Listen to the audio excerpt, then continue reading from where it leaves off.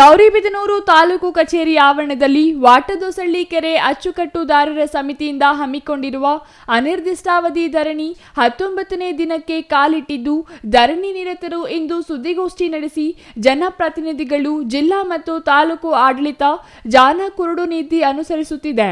ಕಳೆದ 18 ದಿನಗಳಿಂದ ಯಾರೊಬ್ಬರು ರೈತರ ಸಮಸ್ಯೆ ಬಗ್ಗೆ ಚರ್ಚಿಸದೆ ರೈತರ ಹೋರಾಟವನ್ನು ನಿರ್ಲಕ್ಷಿಸುತ್ತಿದ್ದಾರೆ.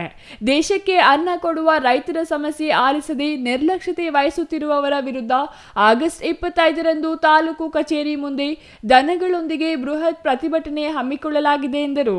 ರೈತರು ತಮ್ಮ ಜೀವನಾಡಿಯಾಗಿರುವ ಕೆರೆಯ ನೀರು ಉಳಿಸಿಕೊಳ್ಳಲು ಕಳೆದೆರಡು ತಿಂಗಳಿನಿಂದ ವಿವಿಧ ರೀತಿಯ ಹೋರಾಟಗಳನ್ನು ನಡೆಸುತ್ತಿದ್ದು, ಇದೀಗ ಅನಿರ್ದಿಷ್ಟಾವಧಿ ಧರಣಿ ಹಮ್ಮಿಕೊಂಡಿದ್ದಾರೆ. ಕನಿಷ್ಠ ಇಲ್ಲಿನ ಶಾಸಕರು ರೈತರ ಸಮಸ್ಯೆಗಳ ಬಗ್ಗೆ ಚರ್ಚಿಸಲು ಮುಂದಾಗಿಲ್ಲ ಎಂದು ಬೇಸರ ವ್ಯಕ್ತಪಡಿಸಿದರು. ರೈತ ಸಂಘದ ಅಧ್ಯಕ್ಷ ಮಾಳಪ್ಪ ಮಾತನಾಡಿ, ರೈತರ ಸಮಸ್ಯೆಗಳನ್ನು ಆಲಿಸದೆ ಅಧಿಕಾರಿಗಳು ಮತ್ತು ಜನಪ್ರತಿನಿಧಿಗಳು ದಿವ್ಯ ನಿರ್ಲಕ್ಷ್ಯತೆ ವಹಿಸಿದ್ದಾರೆ.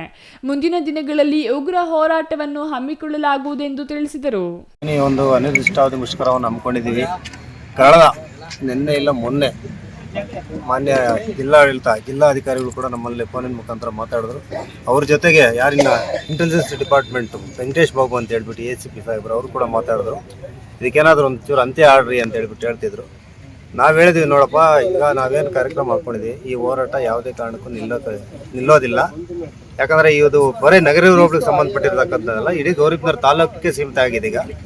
ಆದ್ದರಿಂದ ಏನು ತಾವು ಜಿಲ್ಲಾಡಳಿತ ಉಸ್ತುವಾರಿ ತಗೊಂಡಿದ್ದೀರಾ, ಅವರು ಮತ್ತು ಜಿಲ್ಲಾ ಉಸ್ತುವಾರಿ ಸಚಿವರಾಗಿರ್ತಕ್ಕಂಥ ಸುಧಾಕರ್ ಅವರು, ಇದರ ಜೊತೆಗೆ ಸ್ಥಳೀಯ ಶಾಸಕರಾಗಿರ್ತಕ್ಕಂಥವರು ಜವಾಬ್ದಾರಿ ತಗೊಂಡು ಸರ್ವಪಕ್ಷಗಳ ಸಭೆ ಕರೆದು ನಮ್ಮ ಕ್ಷೇತ್ರದ ಸಾಧಕ ಬಾಧಕ ಏನಿದೆ ಅಂತ ಹೇಳ್ಬಿಟ್ಟು ಅದನ್ನು ಚರ್ಚೆ ಮಾಡಿ ಇತ್ಯರ್ಥ ಮಾಡಿದ್ರೆ ನಮ್ಮ ಒಂದು ಹೋರಾಟಕ್ಕೆ ಅಂತ್ಯ ಆಗುತ್ತೆ.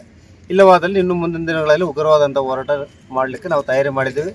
ಇನ್ನೊಂದು ಮಾತೇನೆಂದರೆ, ಏನು ಇವಾಗ ನಮ್ಗೆ ರೈತ ಅನ್ನ ಕೊಡ್ತಾ ಇದ್ದಾನೆ ನೋಡ್ರಿ, ಇವತ್ತು ಅನ್ನ ಕೊಡತಕ್ಕಂಥ ರೈತ ಇವತ್ತು ತಾಲೂಕು ಆಡಳಿತ ಮುಂದಿನ ದಿನಗಳಲ್ಲಿ ಉಪವಾಸ ಕೂತ್ಕೊಳ್ಳೋಂಥ ಒಂದು ಹೋರಾಟ ಕೂಡ ನಾವು ಎಷ್ಟು ಜನ ಸೇರ್ಬೋದು ಸೇರ್ಬೋದು ಸರ್. ಅವತ್ತು ಕನಿಷ್ಠ ಅಂದ್ರೆ ಒಂದು 50-100 ಜನ ಸೇರ್ಬೋದು. ಪ್ರಜಾ ಸಂಘರ್ಷ ಸಮಿತಿ ಜಿಲ್ಲಾಧ್ಯಕ್ಷ RN ರಾಜು ಮಾತನಾಡಿ, ಎತ್ತಿನಹೊಳೆ ನೀರು 2 ವರ್ಷಕ್ಕೆ ಹರಿಯಲಿದೆ ಎಂದು ಸಚಿವರು ಹಾಗೂ ಸರ್ಕಾರ ಹೇಳುತ್ತಿದೆ.